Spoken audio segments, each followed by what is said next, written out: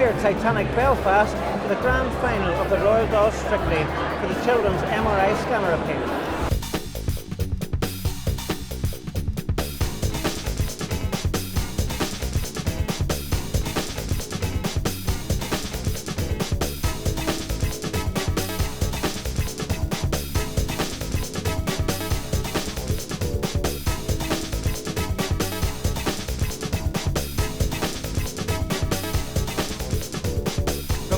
Pump it up, come on and pump it.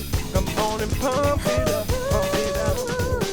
Come on and pump it up, come on and pump it. Come on and pump it up, pump it up.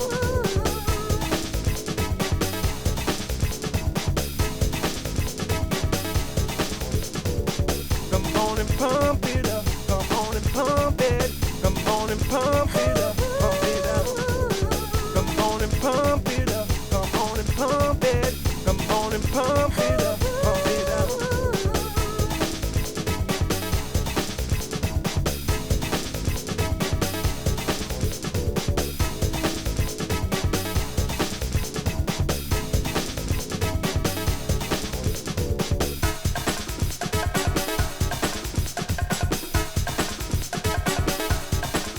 Tonight is about partnership.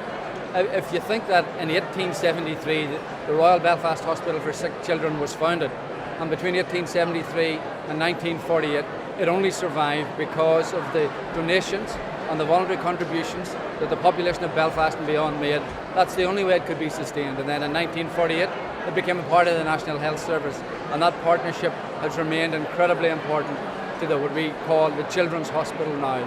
Really, really important, and it's important that we keep that partnership going. And that's what the scanner appeal is about.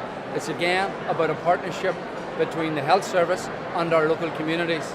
And the Belfast Trust part of that is to ensure that we get a business case put together for the staffing, for the installation, for the management of the scanner when it is in place. And that business case is currently in with the department, and I hope to hear some good news in the not too distant future. I would like just to lend my support on it as well by indicating that we're now in a position to move ahead with the government funding to make sure the MRI scanner happens, and we'll be hoping to have that installed next year. And is this just a recent decision that's been made? That's a decision that has been made just this week, so we have decided to hold the announcement until tonight.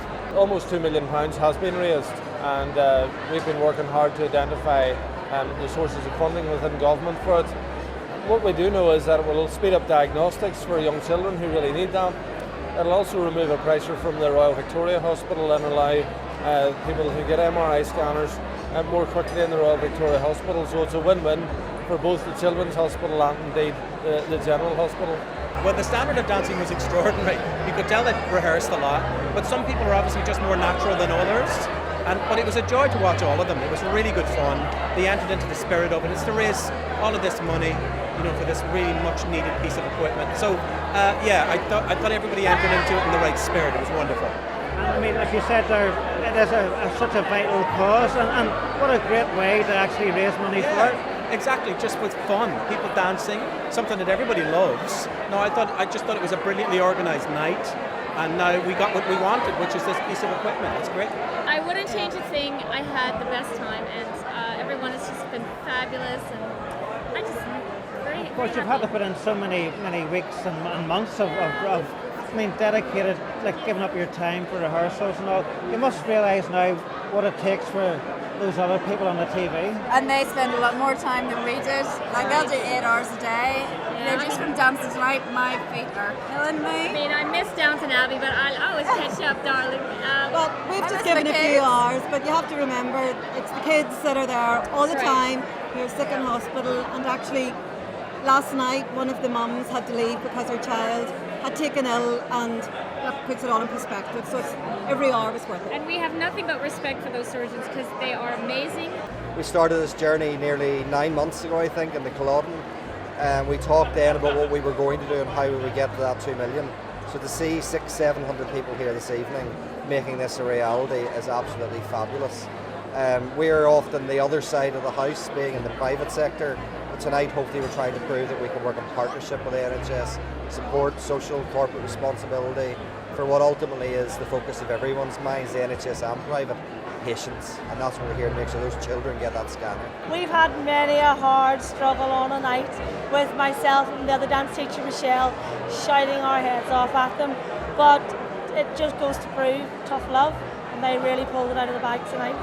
I'm sure you're very proud of them tonight. Extremely proud of the whole lot of them. Yes, they were absolutely fantastic. Yes. Gary, what did it feel like for yourself to be out here tonight? Absolutely incredible. It's just a wall of sound out there. You can't really see anything. You just hear the sound, you hear the roar, and just the adrenaline going through you. What an experience. I think it's incredible, and the effort that has gone into this evening, the talent that has been displayed this evening is superb, and all for an amazing cause. What do you think of the news that the Minister came out with? Absolutely fantastic. When I heard of this campaign 5 months ago, I nominated the Scanner Appeal as one of my mayoral charities. And so we still have more fundraising to do as part of that process, but this is superb. You know what, the announcement by the Health Minister means everything to all of us who've worked so hard. That's what we really wanted. We know the people of Northern Ireland are unbelievably generous. They've showed that already. They've already raised 1.5 out of the 2 million. So we knew we'd get there eventually, but the most expensive thing is the funding. And to have promise and the securement of that funding just means everything to all of us. This all came about where people over a cup of tea were thinking, how could we all get together and do something that was really, really going to catch the imagination? And the consultants, the doctors, the nurses at the Royal said, well, why don't we do Strictly Come Dancing? And then all we had to do was develop a show where to find celebrities to dance with them, and as they say, the rest is history.